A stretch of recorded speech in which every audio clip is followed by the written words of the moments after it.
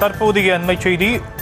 ராமநாதபுரம் மாவட்டத்தில் கனமழை பெய்து வந்த நிலையில் வீடுகளுக்குள் தண்ணீர் புகுந்திருக்கக்கூடிய அண்மை தகவலை பார்த்துக் கொண்டிருக்கிறோம். இதனால் மக்கள் பெரிதும் பாதிக்கப்பட்டிருக்கின்றனர். போர்க்கால அடிப்படையில் தண்ணீரை அகற்ற வேண்டும் என அந்த பகுதி மக்கள் அரசுக்கு கோரிக்கை விடுத்திருக்கக்கூடிய அண்மை தகவலை பார்த்துக் கொண்டிருக்கிறோம். ராமநாதபுரம் மாவட்டத்தில் பரவலாக காலை முதல் கனமழை கொட்டி தீர்த்த நிலையில் ஒரு சில வீடுகளுக்குள் மழைநீர் புகுந்ததால் பொதுமக்கள் பெரும் அவதி அடைந்திருக்கின்றனர். போர்க்கால அடிப்படையில் தேங்கிய நீரை அப்புறப்படுத்த வேண்டும் என மக்கள் கோரிக்கை விடுத்திருக்கக்கூடிய அண்மை தகவலை பார்த்துக் கொண்டிருக்கிறோம். ராமநாதபுரத்தில் காலை முதலே கனமழை கொட்டி தீர்த்த நிலையில் வீடுகளுக்குள் தண்ணீர் புகுந்திருக்கிறது. தேங்கிய தண்ணீரை அப்புறப்படுத்த வேண்டும் என மக்கள் கோரிக்கை விடுத்திருக்கின்றனர்.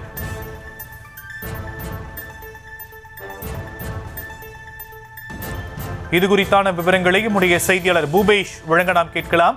பூபேஷ், தற்போதைய மழை நிலவரம் தொடர்பான கூடுதல் விவரம்.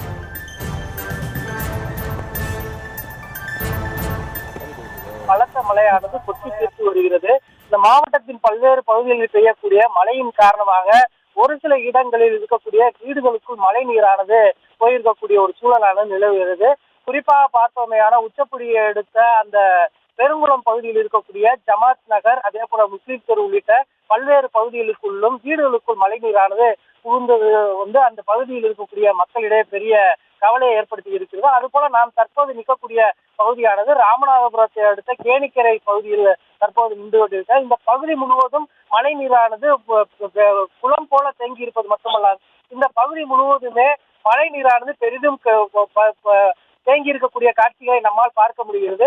இந்த பகுதியில் இருக்கக்கூடிய வீடுகள் முழுவதுமாக மழைநீர் தேங்கி இருப்பது மட்டுமல்லாது இங்கு முழுவதுமாக குளம் போல முழுவதுமாக மழைநீர் தேங்கி இருப்பது மட்டுமல்லாது இங்கு முழுவதுமாக குளம் போல காட்சியளிக்கக்கூடிய சூழலானது நிலவுகிறது. அது மட்டுமல்லாது இந்த பகுதியில் பெய்து வரக்கூடிய பலத்த மழையின் காரணமாக பொதுமக்கள் அனைவரும் தங்களுடைய வீடுகளுக்குள்ளேயே முடங்கி கிடக்கக்கூடிய ஒரு சூழலானது நிலவுகிறது. அது மட்டுமல்லாது இங்கு இருக்கக்கூடிய வீடுகளுக்குள் மழைநீர் புகுந்ததன் காரணமாக வீடுகளில் இருக்கக்கூடிய மழைநீரை பக்கெட் மற்றும் வாளி உள்ளிட்டவற்றை கொண்டு அந்த பொதுமக்கள் இங்கு இருக்கக்கூடிய மழைநீரை அப்புறப்படுத்தி வருகின்றனர். அது மட்டுமல்லாமல் கேணிக்கரை, ஓம் சக்திநகர் உள்ளிட்ட பகுதிகள் முழுவதுமாக குளம் போல மழைநீர் தேங்கி இருப்பதன் காரணமாக அந்த மக்கள் தங்களுடைய அத்தியாவசிய தேவைகளுக்கு கூட வீடுகளை விட்டு வெளியே செல்ல முடியாமல் தவிக்கக்கூடிய ஒரு சூழலானது நிலவி வருது.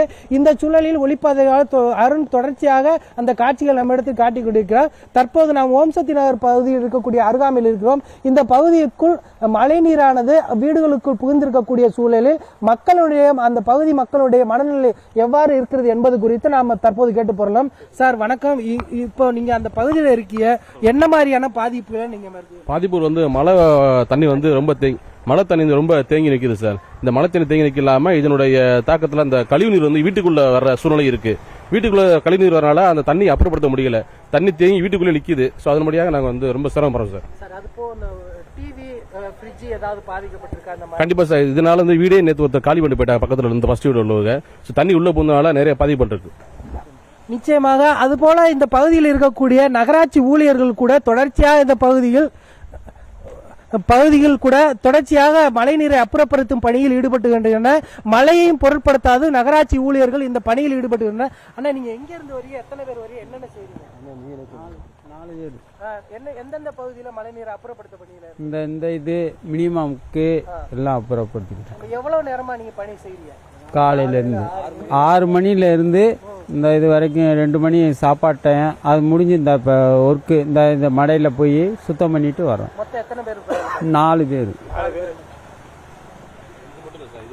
மாவட்டத்தில் இருக்கக்கூடிய பல்வேறு பகுதிகளிலும் இந்த மழையானது கொட்டி தீர்த்து வரக்கூடிய சூழலில் ராமநாதபுரம் நகர் பகுதியில் இருக்கக்கூடிய அந்த மழைநீரை அப்புறப்படுத்தும் பணியில் நகராட்சி ஊழியர்களும் தொடர்ச்சியாக ஈடுபட்டு வருகின்றனர். பெருத்த மழையையும் பொருட்படுத்தாமல் அவர்கள் அந்த உபகரணங்களோடு இங்கு பணி செய்யக்கூடிய காட்சிகளை நம்மால் பார்க்க முடிந்தது. ராமநாதபுரம் மாவட்டத்தில் பெய்து வரக்கூடிய கனமழையின் காரணமாக ஏற்பட்டிருக்கக்கூடிய இந்த மழை சேதங்களை போர்க்கால அடிப்படையில் மாவட்ட நிர்வாகம் விரைவாக சரி செய்ய வேண்டும் என்பதே இங்கு இருக்கக்கூடிய மக்களுடைய பிரதான கோரிக்கையாக இருக்கிறது. ஷியாம்.